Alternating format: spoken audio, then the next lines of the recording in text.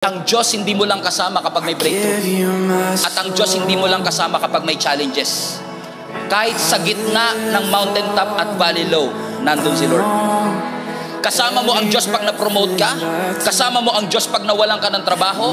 Pero yung araw-araw kang pumapasok sa trabaho, kasama mo pa rin ang Panginoon. Hindi lang natin na-appreciate kasi yun ang ordinary. Marami sa atin nagsisimba para magpasalamat. Grabe ginawa ng Diyos. At marami rin nagsisimba para may matinding gawin ang Diyos. Pero minsan nakakalimutan nating ipagpasalamat yung araw-araw sinusustain niya tayo.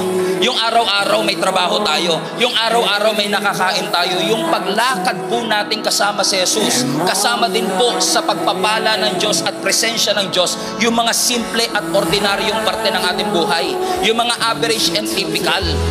Yung simpleng-simpleng pagsikat ng araw, kasama mo ang Panginoon. Yung simpleng-simpleng paghinga mo, every second, kasama mo ang ating Panginoon.